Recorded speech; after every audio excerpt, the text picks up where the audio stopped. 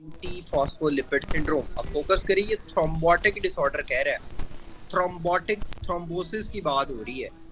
ठीक है, तो we can easily remember this कि जो थ्रोम्बोसिस है वो हमने पल्मो वाले चैप्टर में पढ़ा था, थ्रोम्बस और एम्बोलस। तो thrombotic disorder is एपला, acquire anti phospholipid syndrome, एपला। ठीक है,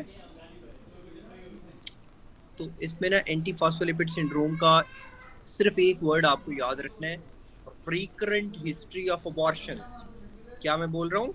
recurrent history of abortions. This point is very important. ठीक हो गया? Okay sir. Pin point information आज मैं आपको दूंगा ताकि चीजें जो है वो इजी इजी होती जाए।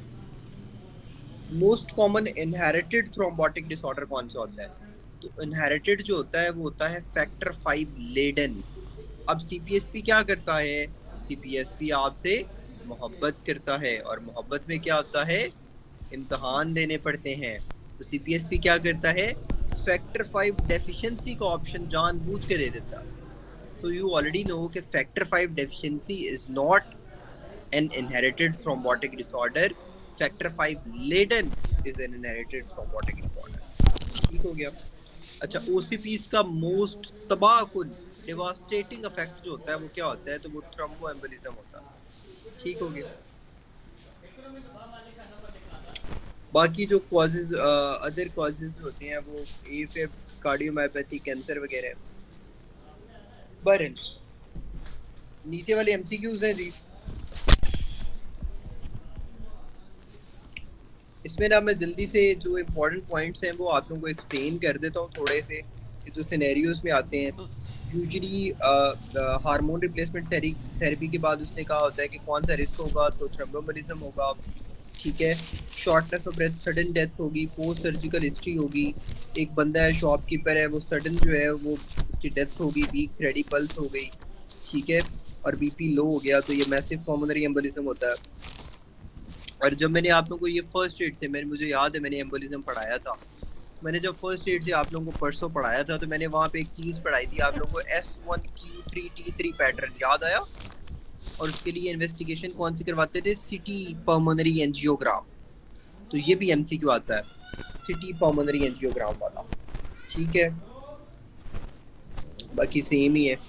क्लिनिकली ये जो कॉमन इसका होता है ना फीचर पल्मोनरी एम्बोलिज्म का, वो यही होता है कि ये क्लिनिकली साइलेंट है। ठीक है, most important factor responsible for thrombotic diseases, तो वो स्टेसिस होता है, वीनस स्टेसिस। ठीक है, अब ना ये देखें, अब इधर ऑप्शंस नहीं है हमारे पास, these are just one liners to quickly review things जो एम्बुलेंस से रिलेटेड आते हैं। ठीक है, हो सकता है ऑप्शंस में और भी सूटेबल ऑप्शन अगर आए तो हम इनको चेंज भी कर सकते हैं। सो रफ़ी की सबसे ज़्यादा जो कह लो कि नुकसानदेह चीज़ है वो ये है कि इसमें जवाब लिखे हुए हैं ऑप्शंस के बगैर।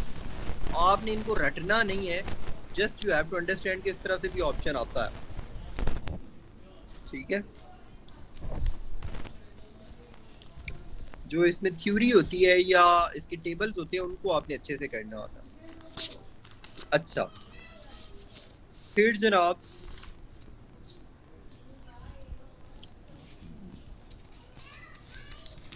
बायलेटरल एफ्यूजन है, लैब वैल्यूज में उसने दे दिए हैं AST 263, LT 223, LDH 760, यानी सारे एंजाइम रेज्ड हैं, तो ये रिकरेंट थ्रोम्बोएम्बोलिज्म होगा। ऊपर एक पॉइंट रह गया है कि जेनेटिक कॉज ऑफ थ्रोम्बोएम्बोलिज्म क्या होता है? तो वो होता है homocystinuria. This point is very important. Genetic cause of thromboembolism is homocystinuria. ठीक है, जेनेटिक कॉज।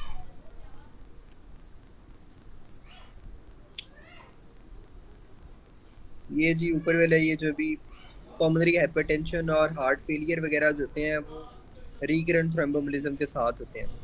सही है, हार्ट फेलियर जो होता है उसके बाद क्या हो जाता है? हेपेटिक पैसिव कंजेशन होती है और नेक्रोसिस होती है। सही है, और that will leads to increase level of these enzymes, transaminases और एलडीएच वगैरह। सही। एब्सोल्यूट कॉन्ट्राइंडिकेशन ऑफ ओसीपी क्या होती है? तो ओसीपी क्या करवाती है? थ्रोम्बोएम्बोलिज्म करवाती है। जब थ्रोम्बोएम्बोलिज्म करवाती है, this must be contraindicated in history of stroke. Stroke के पेशेंट्स में ये कॉन्ट्राइंडिकेटेड होती है। पेनफुल स्वेलिंग है राइट लेग में, और बेड रेस्ट के बाद डॉक्टर ने बेड रेस्ट एडवाइस की और उसको पेनफुल स्वेलिंग होगी राइट लेग में, तो मोस्ट लाइकली जो है वो डीवीटी होगा, deep vein thrombosis. Okay, sir. Now we will discuss this important point, very interesting point, which is uh, V over Q mismatch. This point is very important.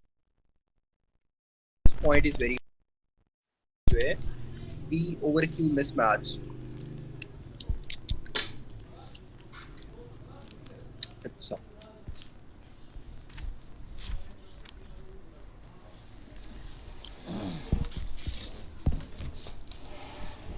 मुझे जहाँ तक याद पड़ता है मैंने आप लोगों को ये समझाया हुआ है, ठीक है। V over Q mismatch first day पे मैंने करवाया था। मैंने आप लोगों को जो चीज़ें बताई थी मैं दोबारा बता देता हूँ, ठीक है, दोबारा बता देता हूँ, गौर से सुने। देखें जी, आज हमने थोड़ा सा चीज़ें ज़्यादा कवर करनी है, तो आई वांट कि आप ज़रा अटेंशन हो के मेरी बातें जो है वो गौर से सुनते जाएं, चीज़ों को परसीव करते जाएं। अगर आप लोग इधर उधर की बातों में रहेंगे तो चीज़ें समझ नहीं आएंगी, और समझ नहीं आएंगी तो सबका टाइम वेस्ट होगा, फिर आप लोग कहेंगे सर